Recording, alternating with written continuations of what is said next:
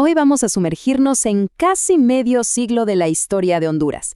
Es un periodo bueno, bastante convulso, que arranca con una dictadura larguísima y termina en una era de golpes militares uno tras otro.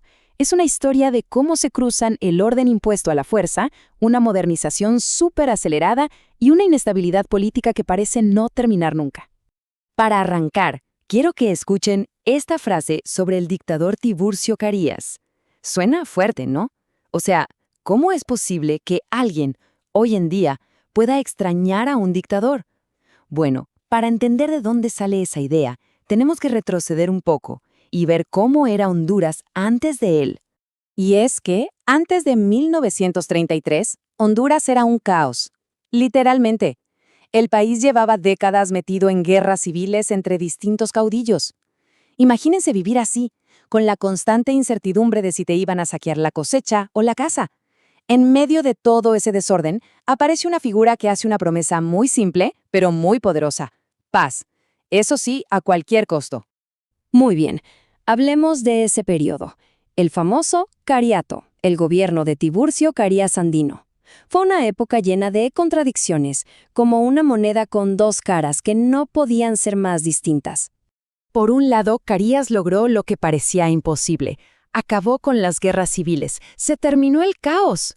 La gente por fin podía trabajar, producir, moverse sin ese miedo constante. Pero, y es un pero gigante, esa paz tuvo un precio altísimo: la libertad. Se acabaron las garantías constitucionales, si pensabas diferente te perseguían, y ni soñar con armar un sindicato o una asociación. Entonces, la pregunta es: ¿cómo un presidente electo para 4 años se queda 16 en el poder? Ojo, que no fue con un golpe de Estado, fue mucho más astuto. Lo eligen legalmente en el 33, pero para el 36 arma una asamblea constituyente, cambia la constitución y extiende su mandato. Y luego en el 39, con un simple decreto del Congreso, lo alarga otra vez hasta 1949. Así nomás. El control del Cariato era total y se basaba en métodos muy claros. Había un lema para los opositores que lo dice todo: entierro, destierro o encierro.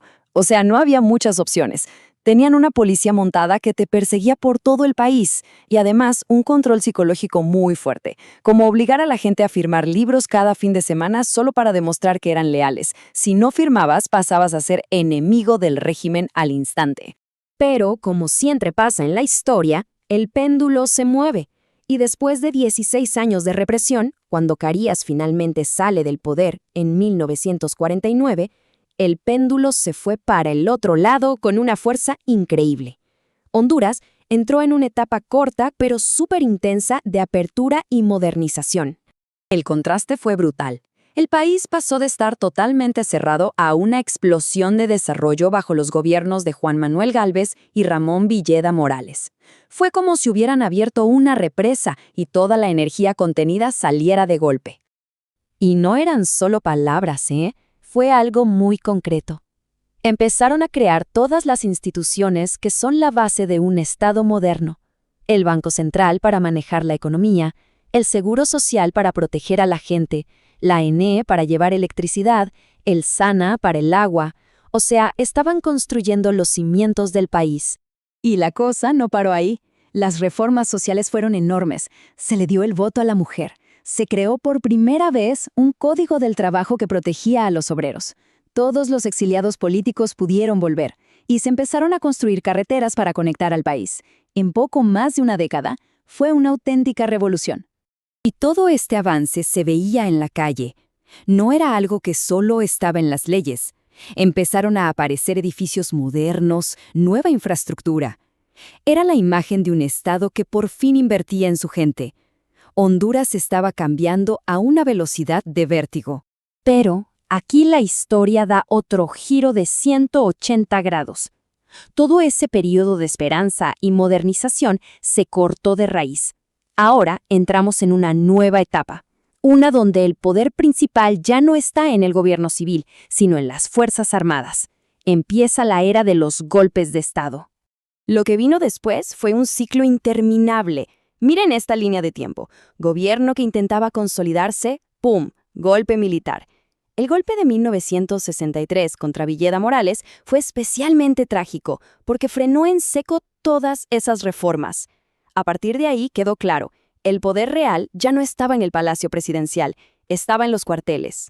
Y para complicar más las cosas, en medio de este caos político, estalló un conflicto con El Salvador, la famosa Guerra de las 100 Horas en 1969. Muchos la llaman la Guerra del Fútbol, pero el fútbol fue solo la chispa. Los problemas de fondo eran económicos y migratorios.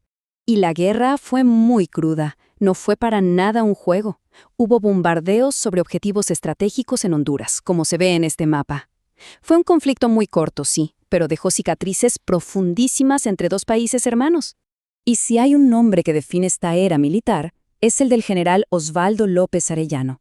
Él fue el gran protagonista. Lideró el golpe del 63 y después volvió con otro golpe en el 72. Él era la cara de este nuevo orden, donde los militares tenían siempre la última palabra. Bueno, para ir cerrando este recorrido, vamos a tratar de resumir este viaje tan largo y turbulento. Son casi 5 décadas de cambios profundísimos para una nación. Si lo vemos en perspectiva, podemos dividirlo en 4 grandes etapas. Pasamos del caos de las guerras civiles al orden represivo de un dictador, de ahí a una explosión de modernización democrática, y de ahí a la inestabilidad de las juntas militares. Si se fijan, cada etapa es como una reacción a la anterior. Y esa es la conclusión principal. Para 1980, Honduras había cambiado un tipo de autoritarismo por otro. Se salió de la mano de hierro de un solo hombre para caer en la incertidumbre de los golpes militares. La búsqueda de un camino estable y constitucional, bueno, esa búsqueda todavía estaba pendiente. Y todo esto nos deja con 2 preguntas que son el centro de toda esta historia. Primero, ¿el deseo de orden justifica reprimir las libertades? Y segundo, ¿de qué sirve el progreso y las reformas si no hay estabilidad política para que se sostengan? Son preguntas difíciles que definieron a Honduras en el siglo XX y que de muchas maneras siguen siendo muy relevantes hoy.